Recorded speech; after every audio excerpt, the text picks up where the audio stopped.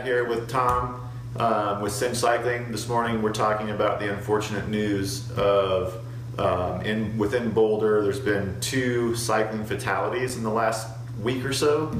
Really unfortunate to hear all of those stories, which here at Cinch Cycling HQ has sparked conversations about riding offensively, taking your safety into your own hands, things to do, things not to do.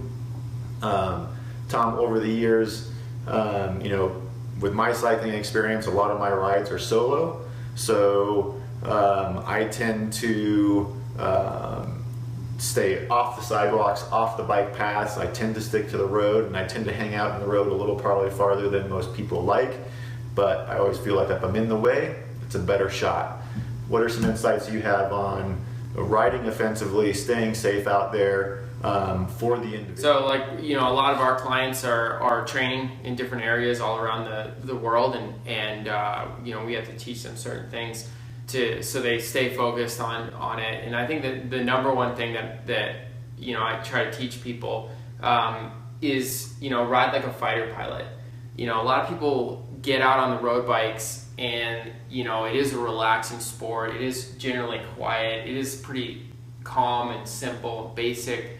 But the reality is your bike is like an airplane. It's like you are a fighter pilot. You have to be checked in, right? Like the pilots on an airplane, most of the time, right? Like it's the same thing. It's going straight. There's not a whole lot going on. But when stuff happens, it happens in a big way. It's the same thing on the road bikes. The people have to be 100% checked in to what is happening in my surroundings. What's going on behind me, what's going on to the left of me, to the right of me. What's going on with my peers, what's going on in the road, looking ahead, seeing the lines that they're going to have to take. I grew up as on dirt bikes and then mountain bikes, and for me, you would never tune out on the mountain bike trail, especially in New England. You'd crash in 2 seconds. So you need to be engaged on the road bike and be that fighter pilot. Know all your controls, know your gears, know your brakes, know who's behind you, who's in front of you, who's attacking you, who's not attacking you, and just be ready for all that stuff. Yeah. Unfortunately, if you do find yourself in a precarious situation, it is, like you said, you're kind of on cruise control out there. Things are really peaceful and enjoyable, but sadly, when things do go wrong, they go wrong so fast. So what are some of the things, like if you do find your spot in that, oh my goodness, what is happening right this second? What are some of those split-second decisions that can lead to a better outcome? Right. So, in our concept, ride offensively, whereas most people think, okay, I'm going to ride defensively. I'm worried about my surroundings. We try to influence our surroundings and be on the offense, have the A game out there in an offensive strategy. So, first of all, I think that to put yourself in good situations when danger happens is, predict the danger, right? Be ready to influence the danger. So what that, for me, what that means is, move yourself in a way that it's causing dangerous situations to react to you. So, like you mentioned before, when you're riding by yourself, you tend to, ride a little bit to the left of the white line.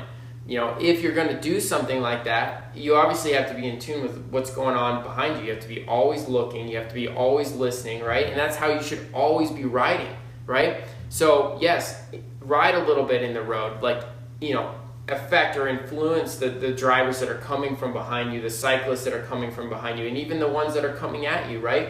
If you're more in their lane, right, they see you, they recognize you, One of the dangerous things that I think that happens is people ride too far to the right, and the drivers see that and they think you're a trash can or you're a mailbox. You don't slow down for a trash can or a mailbox, right. But if there's a slower driver in your lane, you don't try to clear them at 65 miles an hour. You slow down, brake, maybe you get irritated a little bit, right? And that's you as a cyclist being offensively or that fighter pilot. You're listening, you're looking all the time over your shoulder and checking to see who's coming from behind, right? And if you're on a busy road, right? You have to be full gas, always looking behind, looking ahead, and people, you hear people complain about their necks all the time hurting.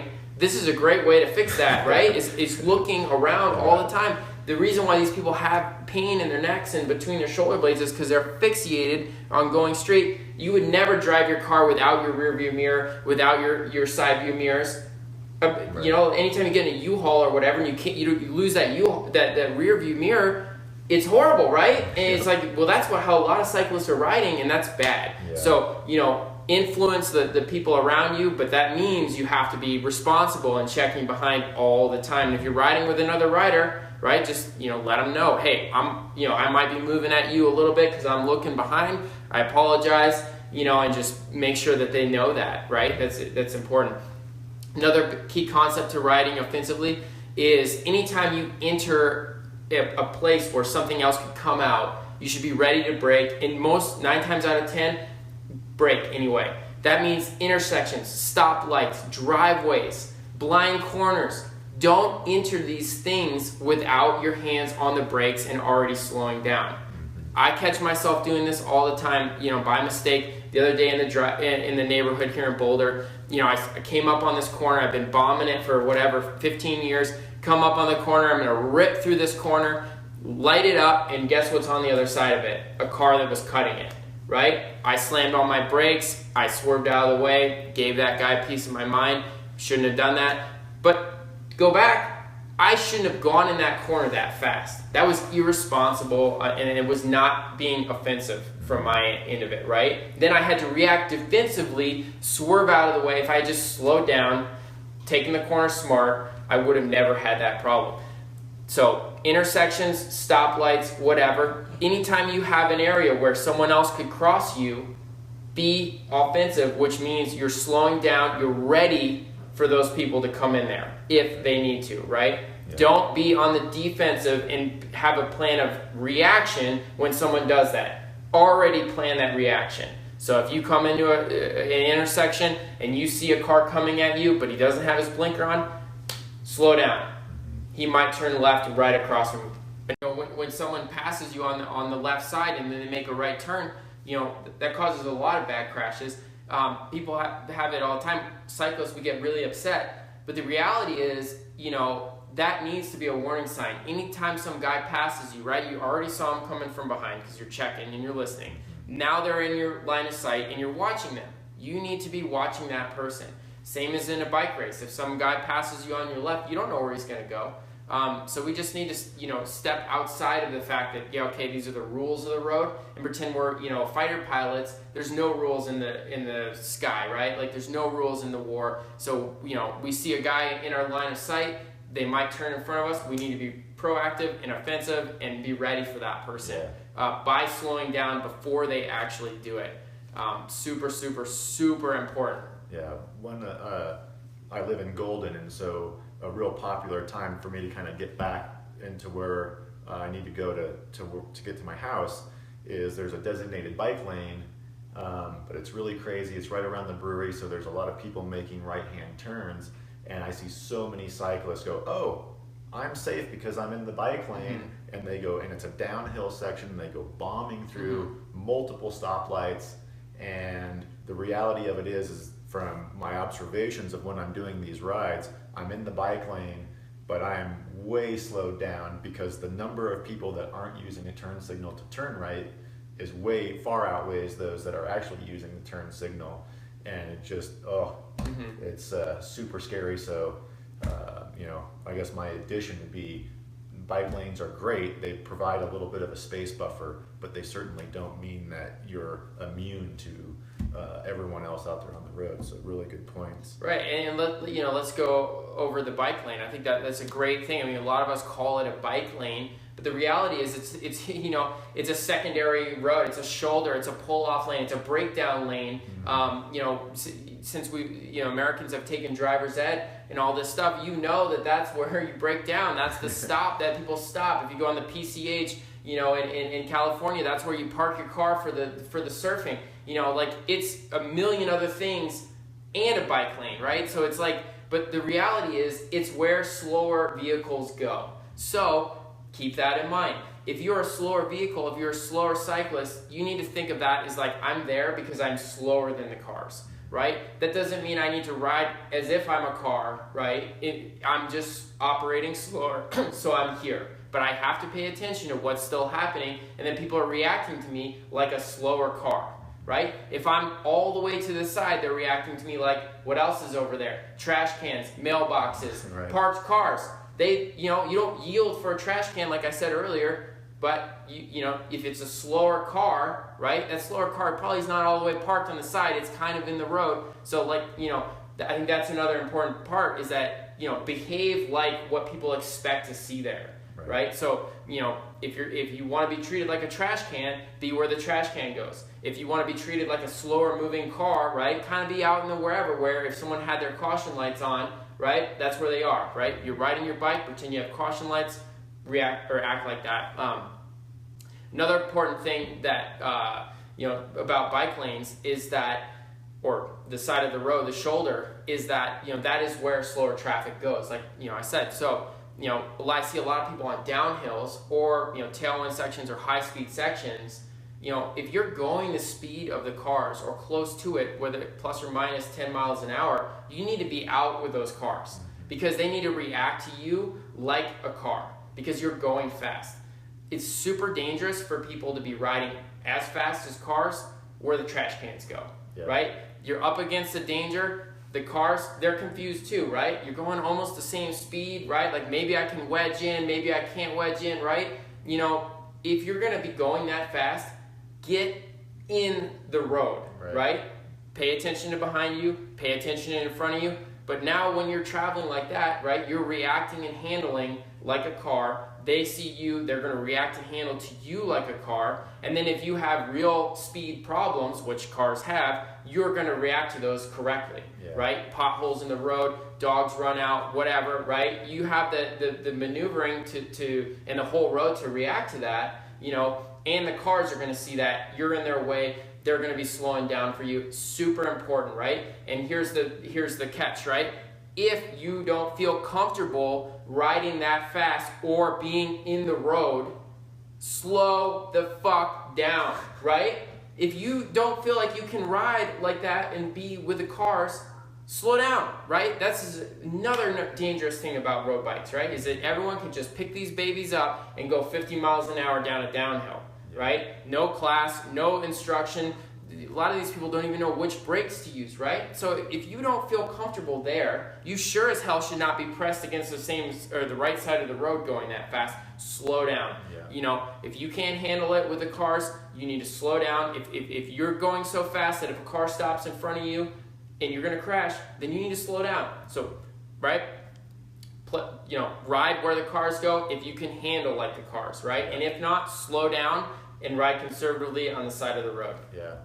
That's a really great point, especially given all of the canyons that we have, so close to Boulder and Golden, and with those high-speed descents,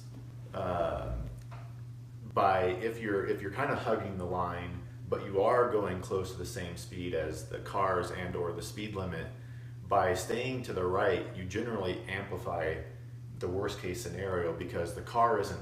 You can tell the car is concerned and confused by what you're doing. And it's almost as if they do expect you to be out there when you're traveling at the same rate of speed. And a lot of times I've seen riders that are going with the rate of traffic but stay close to that white line, and what ends up happening is now you have a steep descent, winding road, and the car accelerates because they're not sure. Like, do I slow down? He's kind of over, but not really. And screw it. So they end up going faster to get around you. And on a lot of these descents, that's just there are no passing zones oftentimes because you can't see. So now they're endangering other traffic as well. So I would definitely echo that point of if you're traveling at the rate of speed and you can handle it, get out there in that lane and act like a car. Do the rules change a little bit when we start talking about the non-solo rider? So I've got, my Wednesday night buddy group that I go out with. There's 7 of us, sometimes 10, sometimes more. How do these tips and suggestions for the small group to the larger group change? How do we stay safe out there as a bigger group? Yeah, I mean, I think this is a great question, and you know, us with a local group that we do group rides all the time, you know, it's a challenge that we're faced with. I think it goes back to, you know, following again, being proactive, you know, like choosing your rides ahead of time. You know, you're the fighter pilot, you're planning your flight plan ahead of time, right? You know, you don't just, you know, get in your airplane and start flying and say, I'm not sure where I'm going to take this baby at Mach 10 or wherever speed I go, right? You know where you're going to go. So anytime you like get on a group ride or you organize a group ride, you need to be responsible with that group ride. And number one is, you know, choosing a location that's good for group rides, right? The laws are generally you can ride two abreast if you're not impeding traffic. So, you know, if you are putting your group ride in an area where you're going to have a car every 5 minutes or 2 minutes or 1 minute, right? Like, that's a problem. You have to be responsible with that, whether you break the group up into smaller groups. If you know, like what we do is we do tactical stuff with our guys. Okay, here's 3 guys or 3 girls in a breakaway. Now we have a chase group in a line, you know, get people riding in a line. You know, the social group ride, you know, if it's going to be social, right, it needs to be in an area where you can take up the road and talk to your friends. The challenge that we have here in Boulder is that, you know, Boulder 10 years ago is not like it is now. So we have a lot of group rides that have gone on for so many years that didn't have traffic, and now, you know, like all of New York City and all of California and is living here in Boulder now. You know, they're going to their works, they're getting out of their work. You know, roads that were group ride locations before now are, you know, highways, and you know, we have to adapt in Boulder and change our group ride locations or change our times. Or change the concept, right? It's not so bad riding in the line. It's actually kind of fun. So, you know, put your group ride in the line. Make it a little bit competitive or harder or whatever. And if you're going to do the social ride, right, like do it when, you know, there's not traffic around roads that aren't. Another thing that, you know, I would suggest to group rides is, you know, have some leadership. Have, you know, if you're going to organize or if you have organized a group ride, you know, really appoint a couple different leaders out on the road. And what I mean by that is, you know, you have someone in the front that's controlling the situation, but then you also have someone, you know, on the caboose that is, like we were talking about, checking behind, knowing what's going on back there, right? That caboose should be checking out, you know, how the people are doing back there and talk to the first person and say, if we're trying to keep this together, you're gonna have to slow down or speed up. Also, if it's a big mess back there, that caboose person, you know, can be, hey guys, let's move over a little bit, car back, right? This is a one you hear all the time, car back, right? Use that terminology. That is cycling terminology. Guys, there's a car behind, let's push over and single up, right? If it is a social ride, which should be the reason why you're in a group, then, you know, you need to have that person back there saying, guys, let's move over, right? Yeah, so, you know, when a group is together out on the road, you know, the reality is that we represent cyclists as a whole. So, you know, like Boulder is a cycling community. There's a lot of groups that are riding all the time. A lot of these frustrations that are coming out are, you know, because of the reactions that the cyclists are having to the cars. I mean, a lot of cars are ignorant, and they don't, you know, drivers, they don't really truly understand what we're doing. You know, their communication with us might not always be as bad as we think. So some of these honks that come from behind, or people telling us to move over off to the side of the road, right, where we take it, you know, negatively. These people might be just trying to say, like, hey, I don't feel comfortable passing you with my car, so I'm going to give you a honk and tell you I'm scared, or I'm going to suggest that you move. You know, maybe I'm angry, but I'm going to suggest that you move over. And I think as cyclists as a whole, I think we need to start and look at, especially after all these, you know, these deaths that have happened. We need to start and like, okay, like, well, at least this person is recognizing us. They're not blowing past us. And let's try to better understand, you know, like where they're coming from. Well, let's move over. Not put our middle finger in the air, because, you know, anytime we do that, right, that person now all of a sudden, you know, develops this negative feeling towards cyclists, which down the road might cause more hostility. Yeah. And I think it's really important that, you know, we are proactive anytime we can and act more responsible out on the road. Yeah. I had an incident just earlier this week. I was going up one of the canyons and someone honked, and my initial reaction was, ugh, Yeah. But then, because of the winding nature of the road, they were actually pulling a trailer, and when they passed me very slowly, she was hanging out the window telling me I was doing a really great job and way to go and everything else. So what my initial thought was, why is this person honking? I'm all the way over, but it was just a, hey, I'm back here in case you didn't heard or seen me yet. And, she waited around the turn, went nice and wide, and was really complimentary. So I think you're absolutely right. The honk isn't necessarily them being a jerk. It just might be, the rest of the planet honks all the time. I mean, you spend a day in London, you hear more horn honks than you do in the entire state of Colorado ever, because that's a universal sign of, hey, I'm right over here. I mean, most people are honking just to say, I'm back here as well. And the nice thing is if they're honking, they see you, which is positive. So like you said, don't take it so defensively. So I have like two more key things that I want to make sure I get out. The first one is the road is like a Peloton. So a lot of you guys out there are afraid to be in Pelotons. You're afraid to go on these massive group rides. Anytime you put your helmet and shoes on and go out on the road, whether you like it or not, you're in a group ride. You're in a Peloton with not just other cyclists, but cars, animals, people walking, runners. It's reality. So you're not in your basement anymore. You are in a Peloton, so you need to start riding like you're in a Peloton. And if you don't have the skills to ride in a group, then you don't have the skills to be out on the road. You maybe could be on a bike path, maybe be somewhere else, maybe be in a neighborhood, but you're not ready to go out on the road. So you need to start developing these things. One of these key skills is being predictable. One of the things that crashes a lot of people in group rides or causes crashes in these rides is people are not riding predictable, right? They overlap wheels, they cross them up, they cut someone off. You hear it all the time, hey, that guy crashed me, whatever. Well, it's the same thing out on the road, right? The cars are unpredictable, the animals are unpredictable. You need to have handling skills for this, and you also need to be predictable to help ease the problems for the other people.